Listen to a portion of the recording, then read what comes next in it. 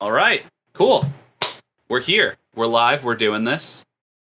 We are here today with Chaney Crabb of the band Entheos and also the voice actress who voiced Jill Valentine in Dead by Daylight. Chaney, say hi. Hey everyone. I'm happy to be hanging out. And it's really weird to hear my name attached to something that is outside of the metal realm. So that was cool. And that's what's like absolutely insane to me.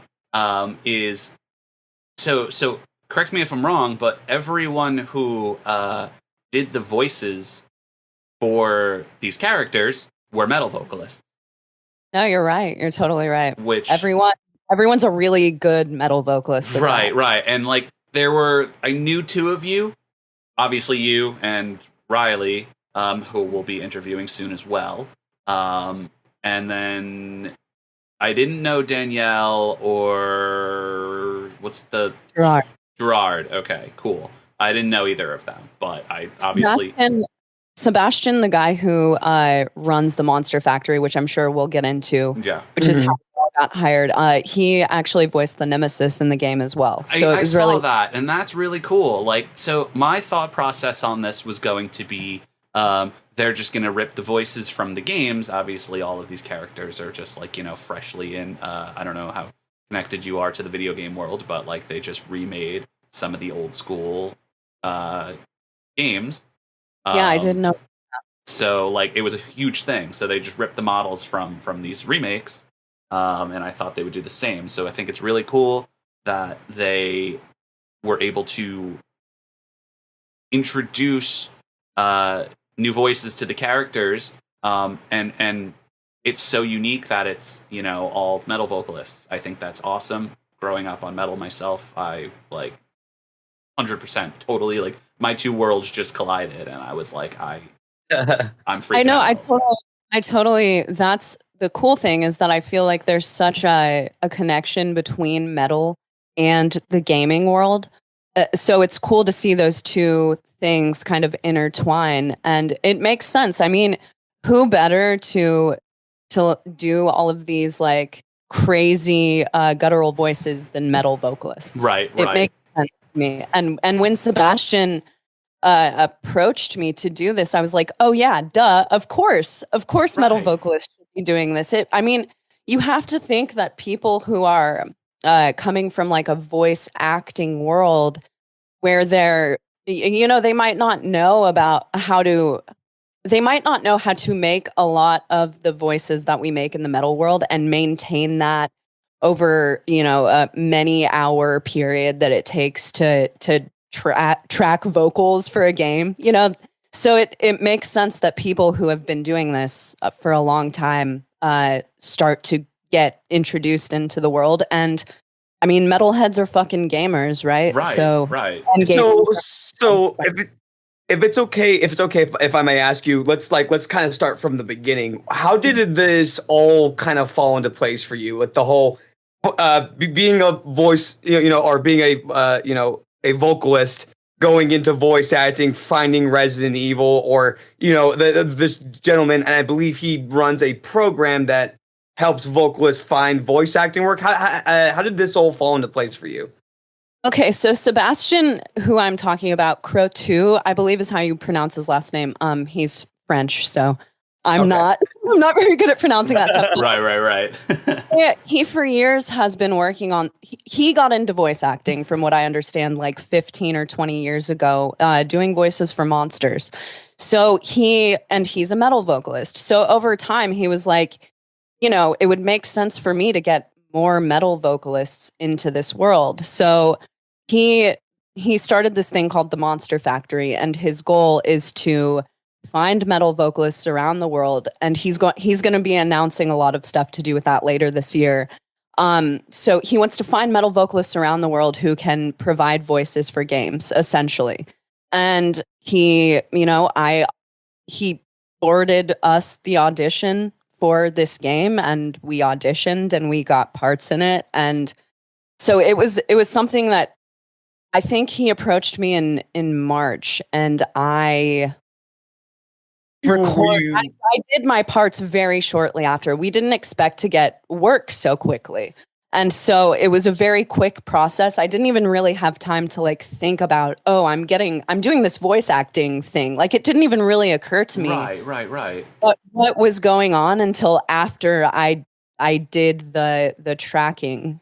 So it was a very quick thing. It wasn't anything that I necessarily ever envisioned myself doing. Like I said, I'm not really a gamer unless someone who plays The Sims or played The Sims a lot and has like beat Grand Theft Auto 4. If that's a gamer, then I'm a gamer. And you know what? I would say, yeah, you are. I would. I think All right. there's this weird stigma with like video games where a lot of fans feel that like, oh, if you just play The Sims or if you just play Animal Crossing or whatever, blah blah blah, you're not a real gamer. And I'm like, well, what constitutes a real gamer? You know, because you're not playing like the AAA PlayStation title, or like you don't have a $2,000 gaming computer. Right, I'm not waiting in line for the next release of whatever game is coming out. You were familiar with Resident Evil, though. Oh, of course. I mean, who isn't familiar with Resident Evil? It's such a cultural like. Impacted thing. I say it all the time, and Jesse doesn't like me when I say, or doesn't like it when I say this. I always call it a multimedia horror franchise because it is. It's got movies, it's got games, it's got books, it's got comics. If you've heard Resident Evil, the first thing you're gonna think of is a zombie. Now, when you were doing this, did you think you were gonna get a monster voice? Like you were gonna do monster voices? Yeah. When I found out the role that I was playing, I was like, oh. Whoa, okay. Yeah. I mean, I thought that I was just going like a background zombie. We obviously know what we were auditioning for at all. So it was like, when he brought all four of us into a Zoom call, Sebastian, and told us what our roles were going to be. And we were just like all flabbergasted. I mean, the two dudes, Gerard and Riley, are huge gamers. So to them, they're like, they're freaking out. I'm Chris Redfield and Leon Kennedy, respectively. Yeah, exactly. I would, if I ever had the opportunity to voice any of those characters, I would. That's awesome. I would. Oh my god! Like I think I would be in tears. And Sebastian, my part got announced first, and I was like, oh cool. Okay. I don't know who Jill Valentine is. I'd never heard, You're like, oh. But Riley was like, oh, fuck, what? Yeah. What? So now, did you know, like, that you were going to be voicing Jill Valentine going into this? Or were they just like, hey, we've got this project coming up for Dead by Daylight. We need you to, like, and it, like, again, you're a metal vocalist. Like, did you expect? Because it's definitely more like shrieks and like screams of terror, and not, But you felt like you're in your element. But it's a similar thing. But like, did you know that this was the character that you were doing this for, or were they just like, we need these sounds done, and then they were like, oh, by the way, you're Jill Valentine? No, we knew our characters going in to the thing. And, it made sense because I personally did a lot of research on my character. I wanted to know what I was what I was going into. So, yeah, we knew going into it. And I felt comfortable. I mean, we were well practiced before. Sebastian, a part of what he's doing as well is teaching metal vocalists how to be voiced. Oh, okay. Interesting. So what you're saying is I should reach out to him. It was a really awesome experience as well because the four of us got to, I guess it was the five of us really. We were in these, acting classes, so to speak, together, and it was a real bonding experience with people who I already knew. Riley and I have known each other for years. I filled in for his band for a couple of shows. We knew each other, but meeting the other two vocalists was really awesome. And now I have friendships that I can take into in like two business worlds. You got your voice acting and now your vocalist. That's kind of cool. It's really cool. It's really cool. So it's been a cool experience being Jill Valentine, but it's also been a really cool experience seeing other people who I now care about be these awesome characters in this franchise. That's as well. That's awesome. Like that's really amazing. That's like really cool. Like so when he asked, was he teaching you these things when you to voice act when you got told that you were getting the part? Like, he taught us, how to make certain noises, and this is what they expect when they ask this, and really he was just prepping us to go in and be professionals on our first job, because I can't say that I like felt I don't know how to explain this, but I didn't like realize what Jill Valentine means to a lot of people. This is so yeah. So for context, Jill Valentine is, I think, highly regarded as like the top number one favorite Resident Evil character. I think you ask anyone who their favorite Resident Evil character is, and I think like the unanimous decision is Jill Valentine. Right. She's just Which is she hits all the boxes. Like she's a badass. She's like consistently had like, and I know this isn't necessarily a thing like that would matter today, but like she absolutely had sex appeal growing up. Like it was just like all of these things. Like she was the one. She was survival horror Lara Croft.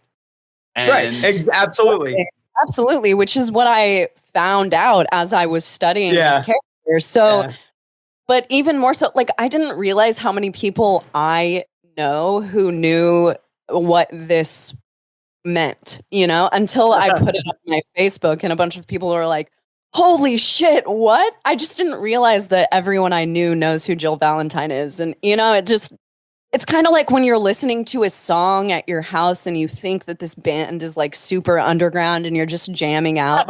And you get to the show and this band draws like 5,000 people. Yeah. And it was just a really crazy and surreal experience. So I didn't really know.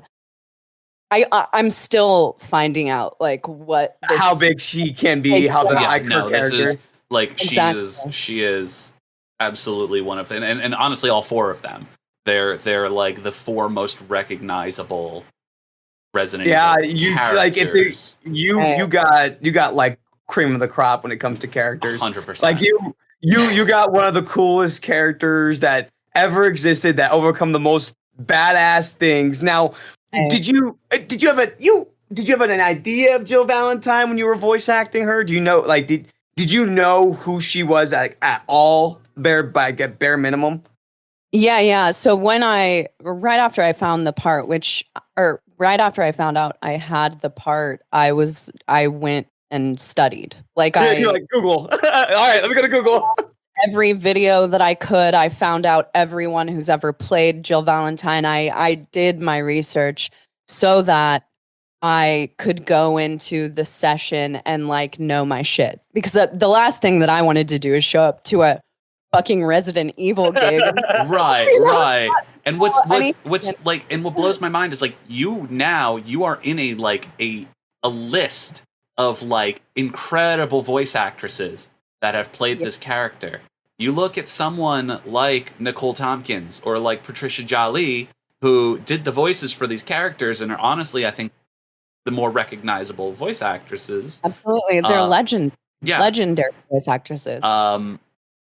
And you're in that list now. And while it may not be like you voiced Jill Valentine in a mainline Resident Evil game, like it still counts. It's still putting, your voice in like an official. Well, I would argue that Dead by Daylight is one of the biggest mediums for survival horror genre as a whole. Exactly, and because I think that people who play Dead by Daylight, well, you can say most people probably who play it know what Resident Evil is, but you're also kind of introducing these people to potentially a new franchise. And so that kind of makes me curious now, doing this research and voicing this character and becoming part of this just legacy, as I would say honestly. Would this be something that you would now go, maybe I should check this out for myself? Would you maybe find yourself picking up a Resident Evil game and going, let me see what this is all about? Do I? Because I've always been under the impression, correct me if I'm wrong, we're into metal. We're into things that are like very gory. You know, you mentioned the Acacia strain before. You mentioned Lamb of God. Like those, you know, horror and metal kind of go hand in hand. It almost feels like this may be something that's up your alley. So, absolutely. I mean, I've seen the Resident Evil movies. I love horror movies as well. I'm definitely for context, they are not alike. So you will not have superpowers. You will not be, you know, there is no Alice. Right. So I've heard that from friends, and I mean, yeah, totally. Now I'm far more likely to pick up that stuff. And honestly, I feel like the involvement of metal vocalists in the gaming world, the survival horror world, will lead some people like me who may not have like played games at all in the past. They're like, oh, a vocalist that I like is a voice on this game. I'm gonna go and grab that and see what it's all about. 100%. So yeah, I mean, totally. I could see myself playing the games. I think you should. So when it comes to like your actual voice acting and when you did the voice acting, what was some of your favorite parts when you were actually doing the auditions, if you will? Huh. Or it's like a part, or like maybe some lines. Or is there more? I guess more specific, like maybe a little more broad. Was there anything that kind of sticks out that you were there? Like, you go. You know, anything memorable or? I loved doing it all. I mean, if you're talking about the actual acting, I loved doing it all. It was really, really fun to like, you know, make crazy choking and dying. It's so fun to pretend to be someone in a scary movie. You know, just it fulfilled like the scream queen aspect of all of that. So it was really cool. And honestly, there were parts of it that helped me find new ways to use my voice, because that's something that I'm always on the hunt for as a vocalist. Like I'm constantly trying to learn and practice and expand my voice and make new noises and, you know, just access different parts of what I do. So in making like a lot of the weird choking noises and the dying screaming, like there were notes that I had to hold out in those screams that I wouldn't necessarily work with in my day-to-day screaming, that I think like it's a little more clear and less gritty of a scream. Oh, well, yeah, I would assume you're not about to, you know, you're not looking to do a metal scream for that, but or whatever the like context of it would be. Exactly. So there were just like parts of the nasal passage that I would find opening while I was like, okay, this is cool. I'm going to take this with me. So I think that honestly, as I move forward in this world, it's going to be so cool to find, you know, new things in my metal vocalist life that I can integrate into voice acting, and new things in my voice acting life that I can integrate. Interesting. So it's teaching you techniques that like you may not have even understood. Absolutely, because there are so many techniques in making those noises that metal vocalists just don't make. Like you don't try to choke yourself out while you're doing metal vocals. That works against what you want to do. But there's got to be some tool within that noise that you can take into your normal day-to-day routine. Did you that kind of brings me to my next question? Did you do any like actions in like the voice acting room where you were like had to pretend that you were like getting choked or, you know, getting hooked onto something? How did you go about getting those visceral sounds out? Like, 'cause I know a lot of the voice acting classes I did, they like have you like pull on your neck or something like that. Yeah. There's the gagging yourself type. You know, I'm the type of person, like I like to feel like I'm in the situation. Otherwise it doesn't feel quite as real to make those noises, you know? So there were parts like if you're running, if you're breathing like you're running, you kind of want to be running, and you know, you want moving your arms. You want to feel like what would my repetitious breathing sound like if I was running down the street? How can I do that while I'm standing in place and also trying to not make noises with the rest of my body type, it's yeah. you do have to like transport yourself kind of into those situations in order to make sounds that actually sound real. Right, So, because voice acting isn't just doing this, like it's you're almost acting out the scene in the moment. Yeah, exactly. It's acting. It's still acting, even though it's just in front of a microphone, but it's acting. Right. You have to be more aware of everything outside of like the talking part, because you can't, like, while you're in the studio, you literally cannot make noise with anything except for your mouth, but you have to be acting at the same time. So you have to get creative. Yeah, it's hard, huh? And I think that's really good advice for anyone who's watching right now, or in the future, who is like looking to be an aspiring voice actor. I know Matt here has dipped his toes into it a little bit, just in terms of like he's been seeing a voice acting coach, and he kind of wants to introduce himself into that world a little bit. And also just myself as well, doing like my extent of voice acting has literally just been like for like my friends' D&D campaigns. So like if they need anything, like if we're doing a zombie campaign, like, and they need me to record like a voicemail, like, but you got to get into it. Like you have to understand like this is what it would be like. What am I doing in that moment? Which I think that's really good that you said all of that. And it's good advice. With that being said, this was, correct me if I'm wrong, this is your first like official voice acting gig. This is my first voice acting gig, period. You may hold an award for like being the only person to, in their first voice acting gig, be able to voice a character like Jill Valentine. I think that is actually I think that's like absolutely like an incredible thing. Like you should totally be like super stoked about that. I hope. I'm incredibly stoked about it. And I think that my lack of gaming knowledge actually helped with the calming of my nerves in going into this situation, because if I was really aware of who Jill Valentine is, of what this game is, what it means to this world, then I think I would have been like, my anxiety would have 100%. been skyrocketed. 100%. But because I went into it kind of naive, I think that I was able to like pull it all together, get it together, and really perform.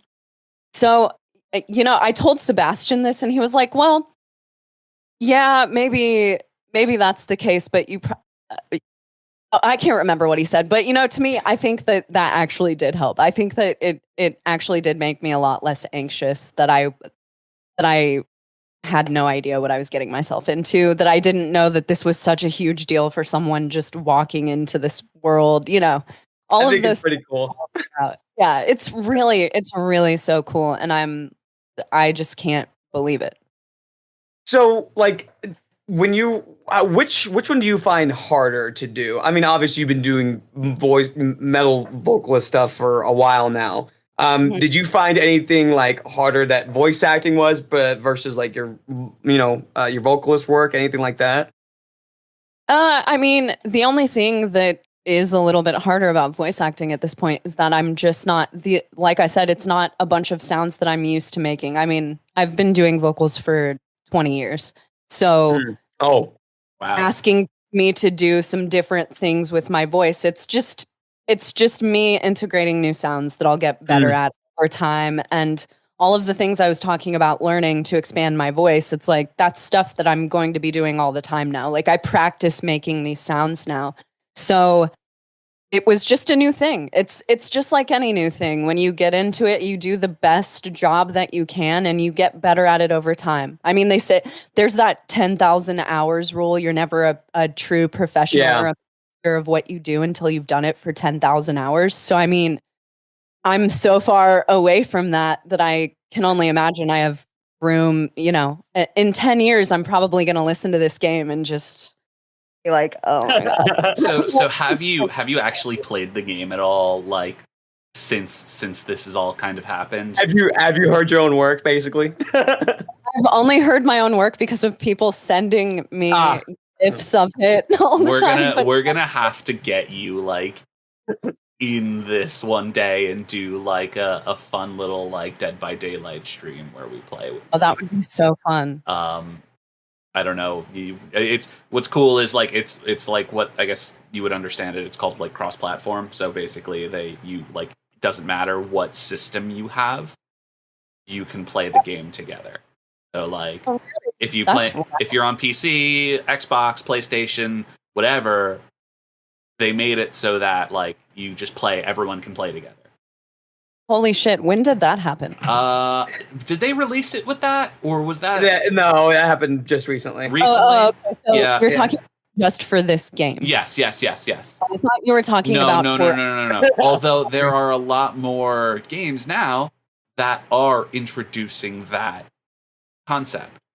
So like, I mean, why wouldn't you? Right. It's I get it to an extent on like, they're separate and trying to come up with deals. It's like a frustrating thing. I think a lot of it are the more third-party companies that are doing it. So like, there are games that are specific to Sony that like PlayStation won't ever, do cross-play with Xbox or, PC, vice versa. But to bring it back a little bit, I wanted to ask you: is it weird hearing your own voice when people send you stuff? Like, I'm so used to it. I got over hearing my own voice and the weird like cringiness that comes with hearing your recorded voice. Yeah. I still deal with that. Yeah. 10 years later, like. I don't know. I'm so used to hearing my voice at this point that it's like, yeah, it exists. I know what my voice sounds like. Right. And it's recorded now. So I'm used to that voice and my head voice. And yeah, it doesn't really bother me. Is it weird seeing it in a different setting that you're used to? Or it's like you're used to it being on a track, in a song with a melody, but now it's being torn to shreds and, getting hurt and killed and murdered and stuff like that? It's just like a weird transition to see that? Of course. It's so weird to see your voice like professionally coming out of an animated thing. It's so weird. It's so weird. It's so cool though. It's like it's bizarre. It's just I kind of just want to pick your brain a little bit. When you were in their voice, when you were actually doing the voice acting part, did you see the other voice actors and how they acted, and like did it just kind of like did it show you how you should I know you did coaching. So to my understanding, and sorry to cut you off, Matt, you guys recorded in separate studios, right? Oh yeah, we had nothing Oh, I see. Okay. Yeah, so we all went on different days. I think Riley was the first to go, and then I was the second, and Danielle and Gerard followed a week or two later. So yeah, and we all, we live in different places. I live in California. I live in Northern California. Everyone else lives somewhere different. So we all went to different studios, and yeah. Was this during the COVID thing? All that? It was in, I think, early April. Okay, so it was like in California, no COVID, but so kinda, yeah, a little bit, kinda, yeah. How did that work? I mean, I just went. So I went to Sam Pura. Sam is like an amazing producer. He's worked on Basement Records, and he ran this thing called. He works at the Panda Studios. So I've always wanted to track with him. I went to his studio. It was the same as any other situation. It was just Sam and I in there. Right. So you've worked together before. I was together. No, Sam and I have actually never worked together, and I've been dying to work with him for years because I knew that we'd get along very well. So when this opportunity came about, Sam was the person that I recommended, and they chose him to track me. And yeah, so Sam and I actually got to work together for the first time through this situation, which was also another whole an awesome experience. So Sam, is he this? He's the monster. I'm sorry, monster. No. You're thinking of Sebastian. Sebastian. Okay. I just want to make sure I'm getting. Yeah, so Sebastian runs the Monster Factory out of Quebec. Sam Hira is the Panda Studios. He's a music producer and engineer, and his studio is like in Fremont or somewhere by the Bay in California. Okay, Bay Area, nice. Do you see yourself? So now, like, this was your first gig, so you're kind of like you're still riding high on this. This is still a fresh thing. Do you see yourself taking on more voice acting gigs as they what would the word be as they appear, or as they present themselves? Absolutely. I loved participating in this game so much, and it was such a cool and unique experience. And like I said earlier, it has opened my vocal world. It's opened a new door in my vocal world.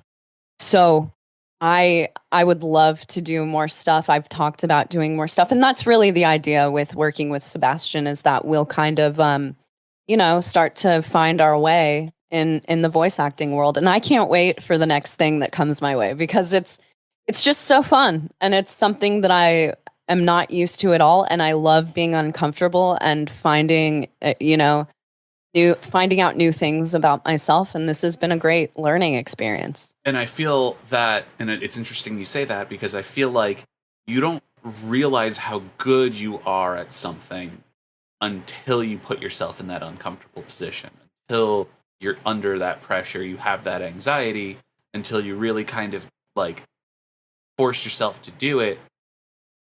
And like you figure out, oh my God, like I can do this. This is something like I'm capable of doing this, because like you said, you in a million years never would have thought that you would have become a voice actor. You obviously you were a vocalist, you used your voice. It makes sense that it would be something that you can transition over to. But like I can't imagine that you being presented this opportunity as something that would have ever, crossed your mind, a year ago. Absolutely not. I mean, I just have no idea. I would have no idea where to start in the voice acting world. So yeah, I mean, I think that's a great thing. I just love having new experiences, and I think it's important to put yourself in those kind of situations and see how you react. And if you don't react well, then then it's a great learning experience, no matter which way it goes, really. So yeah, it's just been so cool to do this that I can't imagine myself not trying to do it again. Are you more open to doing monster roles, or like did you go in thinking you were going to do like monster noises more than the visceral like death noises? Yeah, I thought that was all I was going to do. I was like, okay, I can do Godzilla, or I can do okay, I got it. Godzilla is now confirmed for Dead by Daylight, guys. You heard it here first. But that's exactly totally what I thought, up to the point that he told me that I was going to be playing Jill Valentine. Yeah. So you're getting ready. You're getting ready to make grunts and noises and stuff like that, because that's probably what you were trained, right? No, actually, we didn't start like doing the actual training part of it until after the roles. We knew what the roles were, but yes, I did only anticipate that I was going to be going in making like scary monster noises. It's called the Monster Factory. It was guy approaching me to work for the Monster Factory. I was like, all right, yeah, I got it's like it almost feels like, okay, this is exactly what it's going to be. But I guess it goes hand in hand, like. This role specifically, it still makes sense, but it's not necessarily what you were expecting at first. Right, exactly. So now, would that open you to potentially take on other roles as, I guess, more human-esque characters? Like, would you be willing, would you be willing to do a voice acting role where you like physically speak and use your voice not in noises and sounds, or is that something that like Sebastian specifically trying to avoid for you guys?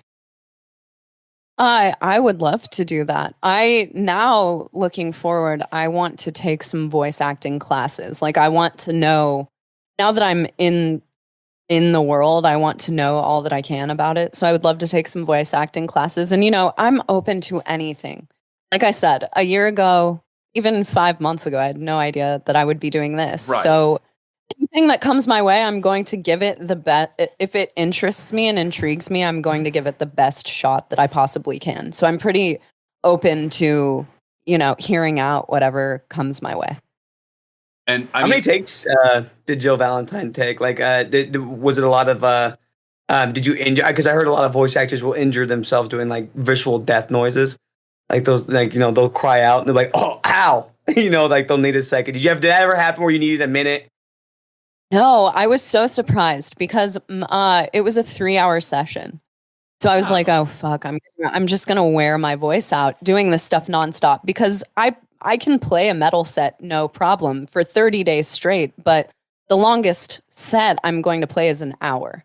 So I was a little scared about what would happen to my voice, but I never felt any discomfort in my voice at all. I didn't have to stop in between any takes. I was pretty much just on a roll the entire time. And I'm sure that was partly adrenaline and partly just like being prepared because for a good week leading up, I would sit and like record my voice and listen to it back and sort of analyze what I was doing because that's the same thing that I do with vocals. I take videos of myself and I analyze my breathing and I analyze where I'm doing well and where I'm pushing hard enough and where my timing is and all of these things. So I kind of took that all into this world and would track myself and listen back and make sure that I just could kind of nail it and that I could do it for slightly extended periods of time. I never did 3 hours, but yeah, I was really surprised by how well my voice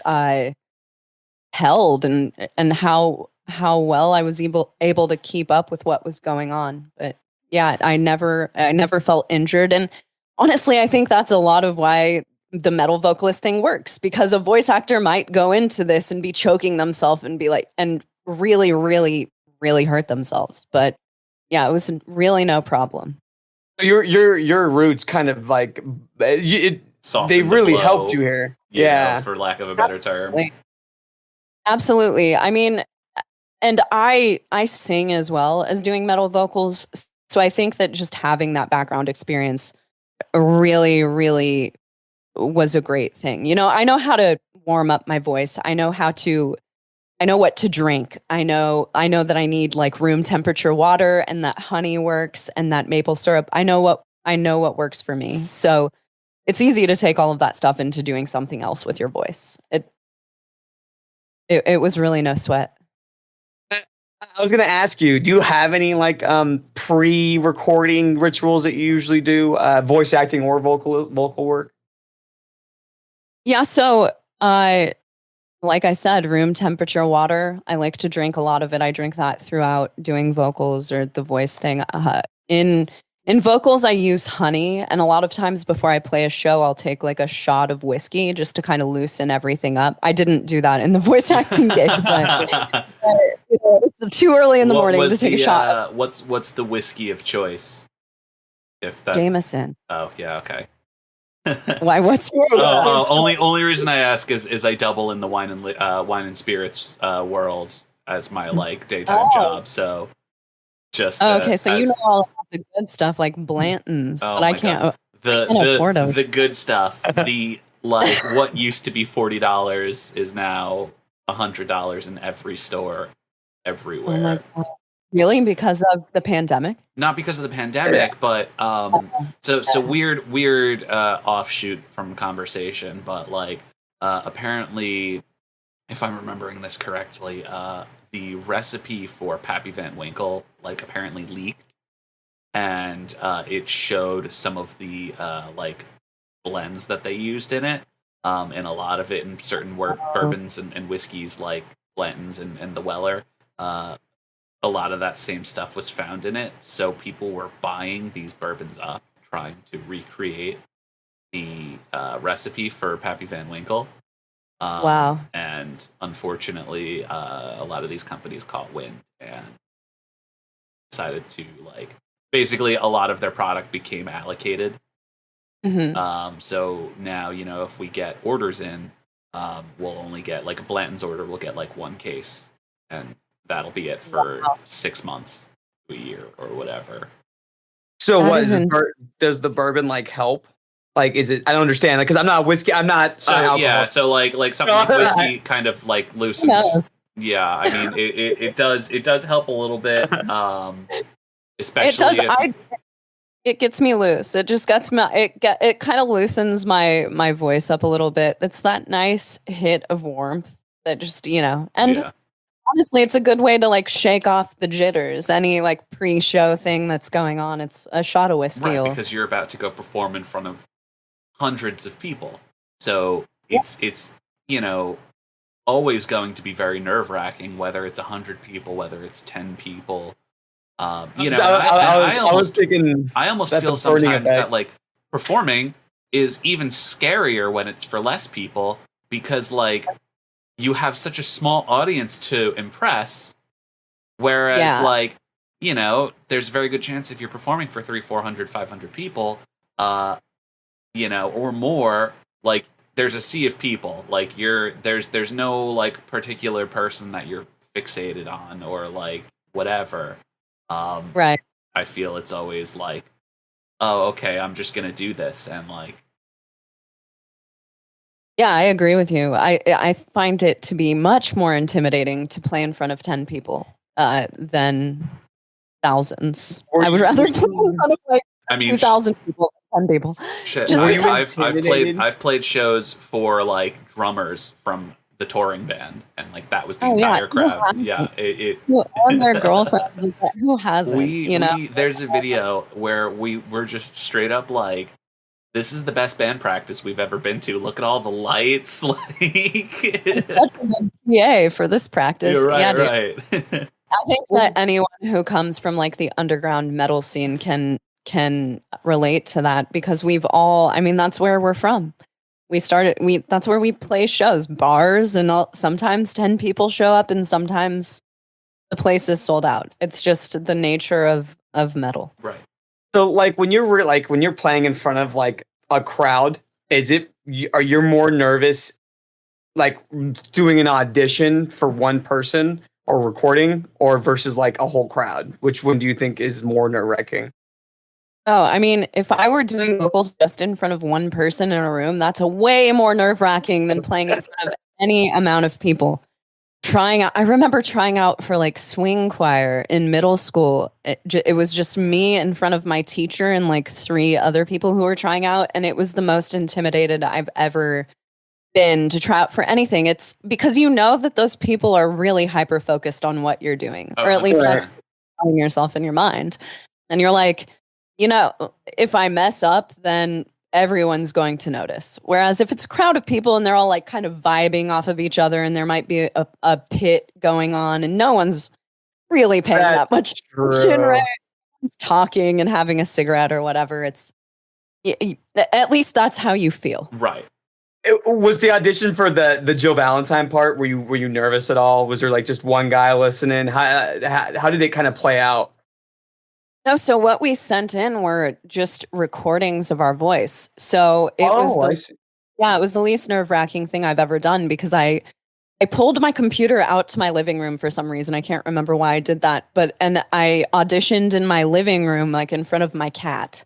So I would just track myself listening to the part I was supposed to imitate, and then tracking myself and doing that over and over, and just sent it to Sebastian, and he dealt with sending it forward. So no, it was truly the least intimidating thing I'd ever done, because I didn't know what I was trying out for. As far as I knew, it was, a game that was just a totally independent game that no one had ever heard of before. Yeah, so. No, not. Unfortunately, not the case. Surprise. My surprise, it was not. But yeah, no, it it was so not intimidating that I actually like look back at that and kind of laugh because it's cute how my expectations were just like up in the air. I had no idea what I was getting myself into. So, what were some of the lines that they had you read? Like, what they had you say? Well, there wasn't really were there really any like lines? Right, I was going to ask, was there any lines? Like, how did it work? I think I'm gonna gladly plead the fifth on this one. Okay. That's fair. Okay. We won't touch past that. The metal world is just totally different than the game world, you know. So. It's just you. Are you feeling the difference too when they have you do that stuff? Even when like you're acting, does it feel different from when you're recording a song, whereas you're recording lines or whatever? Oh yeah. Oh yeah. Well, first of all, I have not tracked like my fiance and I have a band together. It's called Entheos. He's an engineer, so I haven't tracked vocals with anyone but Naveen for I don't know 10 years. We've been together for 10 years. So just going into a studio and tracking was just me getting used to that experience over again. And then with people who I hadn't met, it was getting used to that. So you feel the difference on every level, just how much more secretive it is. Like if there's a tour going on in the metal world and it hasn't been announced yet, then chances are I know about it. Like I've heard about it through my friends. Yeah. But if you take that into gaming, it's like no one knew that I was in this game until well after it came out. So we would see stuff about the game come out and we were like, damn it, I just want to tell stuff. So you kind of are like living in secret a lot of the time. And I'm sure it's crazy to work on like a Marvel movie or something like that. The amount of things they have to skirt around. So yeah, it's way different. You feel it on all levels. And beyond that, it's just your voice being soloed in tracking. There's no music to cover my voice up in this one. And it's not like me vibing musically with that. So it's very different. And yeah, it's totally new territory. Do you think it's like kind of turned you into a more of a gamer now that you've voiced in a video game character? I would say that it's turned me into someone who knows a little more about the gaming world.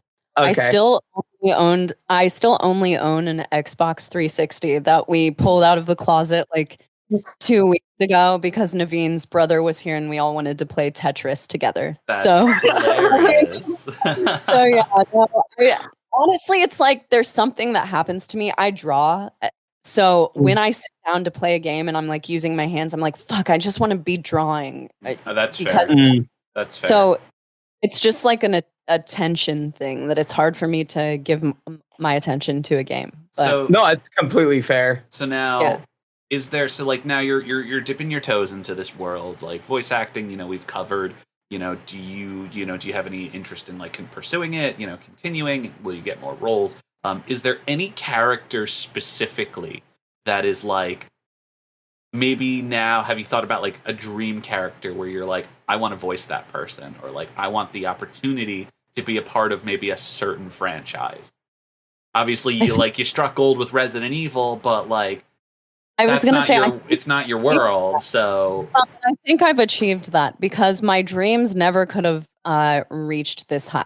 Like I never, you know what I'm. So now everything else is just a surprise, and if I get it, then it's going to be just as much of a dream. But like, this has so far exceeded my expectations that it's like Jill Valentine kind of checks all the boxes for me. It's like I got to voice a very, very badass woman. Oh, I mean, come the fuck on. Yeah, it's like you know, it's like she's a hero. She's people really respect her. She's in Resident Evil, which is awesome. Yeah. So she was honestly, the first character that you play as. Like she is like the OG Resident Evil hero. Yeah, you know? So it's like pinnacle. You know, I think that I've achieved that, and everything else from now on will just be a surprise and another dream unlocked. I can't. And maybe really that changes. You know, and it's very possible that this is still such an early thing in your life that you're still soaking in what's happening right now. Oh yeah. But I just totally. figured maybe like you just said, well, like I definitely want to pursue this, and it would be really cool if I did, this character from this series, or like I was a part of this, like I got the opportunity to do a monster noise in The Sims or something like that. That would definitely be cool, but I don't know. I don't know. Jill It doesn't. Valentine I'm is sure it doesn't. No, it doesn't. I would agree. It does not top Jill Valentine, but I think like I'm just talking more on like a personal level. Like it doesn't have to be like Marvel's obviously bigger than Dead by Daylight, but like if for you Dead by Daylight is like the top thing, and you're just kind of like, oh, I got this role in a Marvel movie, but like I'm really more excited about my role in Dead by Daylight. Like, yeah, I mean, okay, to be fair, if I got a Marvel role, if I was like, everyone's talking about Black Widow because Black Widow just came out. If I got to voice Black Widow or anyone in the Marvel, and I think I could see that. Off the top of my head, who I wouldn't be down to voice, even you absolutely have like a voice actor's voice. So like, look at that. And like, but like when you really think about it, like as I listen to you talk, it's more so like, okay, like if I think of Black Widow, if I think of Captain Marvel, or I think of whoever, like I can absolutely see you, your voice being over those characters. Well, thank you. That's very, very nice of you. And yeah, I mean, just any badass woman, I think, is kind of the dream for. Right. Well, you're already one badass woman in. So I mean, hopefully the list grows. Every resume from now on. Right. I was Jill Valentine. I think you can have any job that you want in like the gaming industry because you're just I was Jill Valentine. Yeah, but I mean, it's just been a total dream. Like I said, I didn't even expect that anyone would want to do an interview or anything like this. So it's just like every time I hear someone talk about the character to me, or someone texts me, or to my mom knows nothing about metal, but now it's like, oh, Resident Evil, that there are people. This is a world that spans a much larger audience and a much larger age range, and a lot more people than metal reaches. So it's really cool to have something that's a little more mainstream, if you will, to talk about, and that I've done, and that people they hear the name and it's familiar to them. It's not just, oh, my friend Chaney is in a progressive death metal band. It's not. It's cool. It's something that people know about who don't necessarily know about metal. So that's been just a really interesting experience as well. So speaking of your progressive death metal band, you guys have anything, and I guess we'll just kind of switch topics. Yeah. Do you guys have anything coming up? Do you have anything planned that you can talk about? Is there, Totally. Go ahead. So I was just going to say anything in the works, Yeah, so we just signed to Metal Blade Records around the same time that I did the Jill Valentine. Oh, hell yeah. Voice. So we just signed to Metal Blade. We're working on our third album right now. That's literally what I've been doing this entire weekend. We're just finishing up demoing vocals and starting to get into the tracking process. So that's been really exciting, and I think we're going to put that out, around the beginning of 2022. So yeah.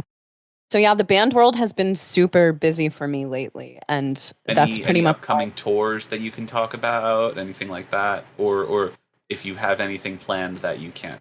I mean, I guess if you can't talk about it, don't talk about it. But like, I can talk about yet. But once this album comes out, it's been 4 years since our last album, which is really kind of a long time. Right. So we're not touring until this album is out.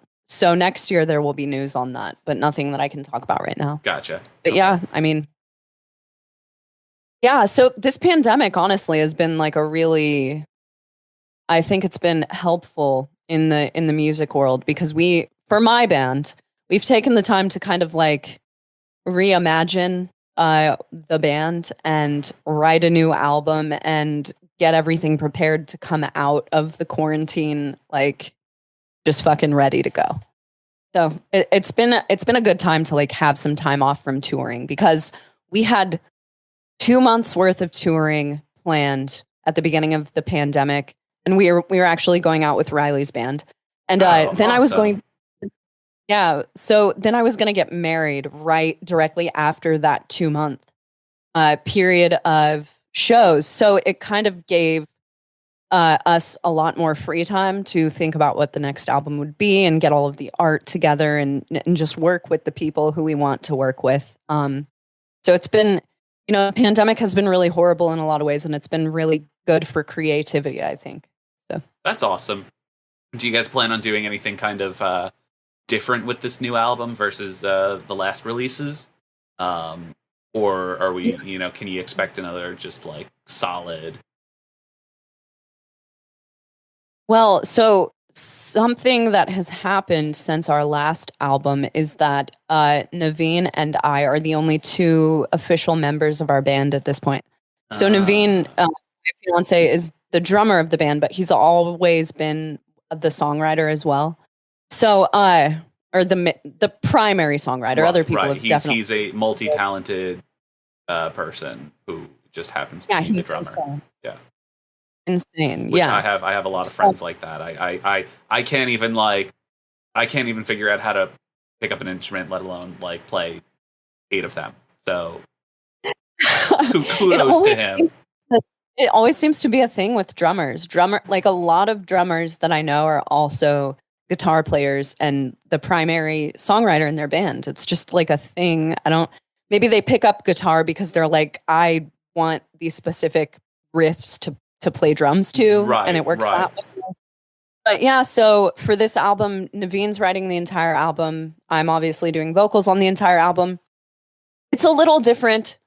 It's heavier and more progressive. It's definitely different because it's just the 2 of us. We have an incredibly talented bassist playing on it as well. But, so that's what I was talking about when I mentioned that we kind of had to reimagine what was going on with the band, because going from a band of 4 people to a band of 2 people, we sort of had to just reinvent the way that people saw our band. And we wanted to kind of, get the artwork a little more in line with the things that the 2 of us envision this being, and the music. And in a way, it's been a lot more seamless than working on other albums. So I think that has really worked to our advantage. But I think that it's way more us than any other record has been.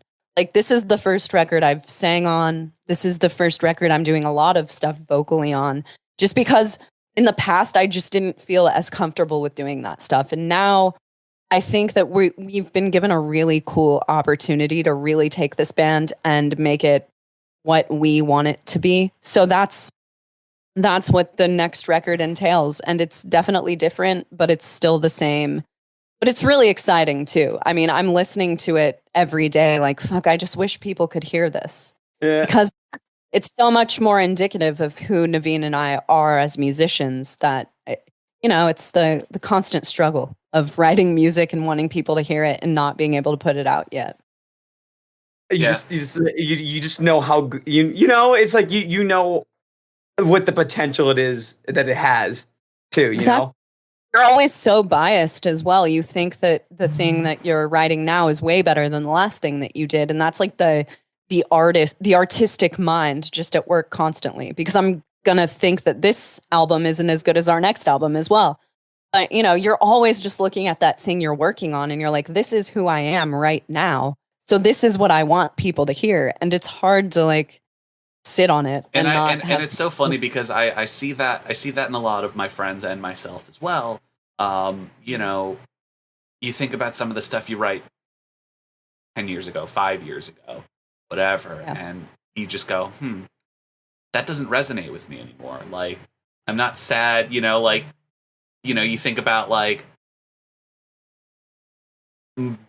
2010's metal was probably mostly about someone's ex-girlfriend, and like you think about like Or like, yeah, totally. or whatever, and like you think about like, like I don't care anymore, and like I don't really want to sing that song anymore. I don't want to do that song. And you think about that like a lot of the times as you get older, you go see these like older bands, and you're like, I want them to play the old stuff. But like realistically, a lot of these bands are also like, I don't want to play that song anymore because I don't like singing those lyrics. I don't like doing that song. And that's not always the case. I think a lot of people are also understanding of the fact that like these songs are usually what got them to where they are.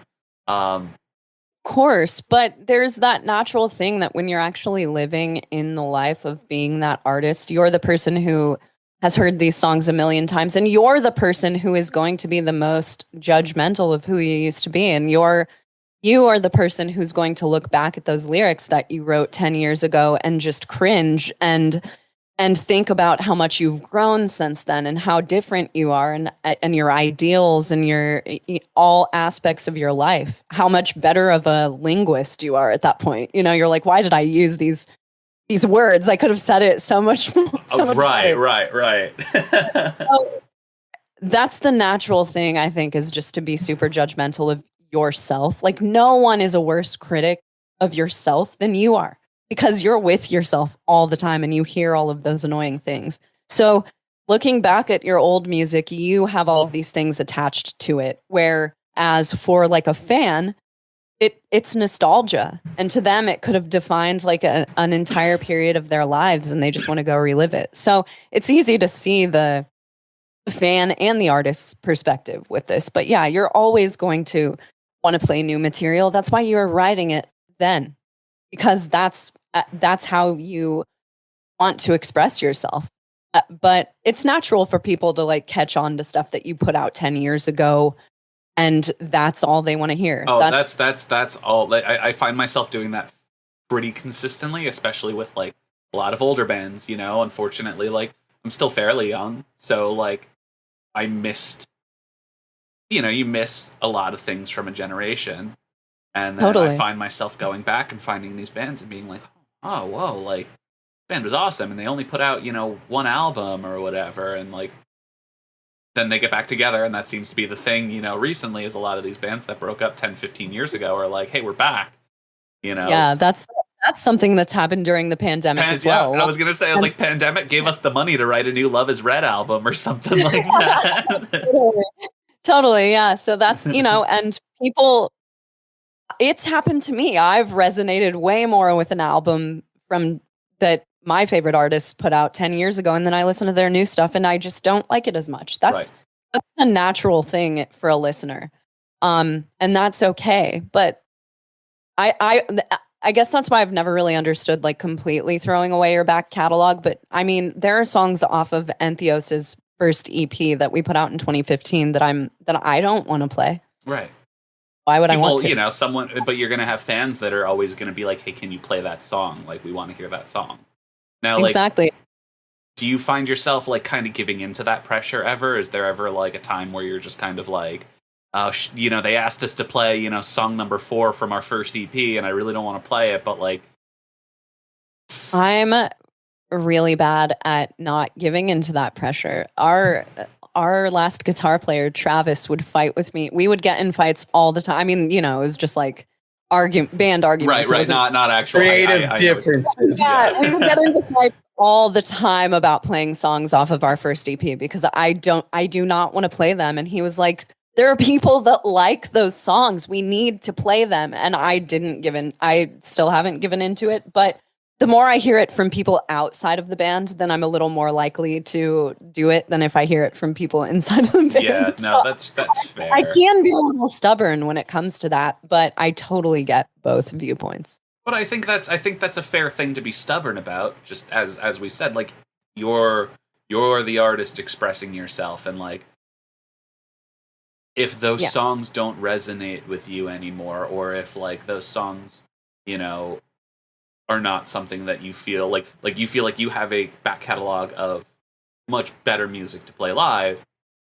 I absolutely understand where you're coming from. Like, See, that's a position that I've always been in because, a lot of tours that you go on as a metal band, you're trying to win over other bands' fans.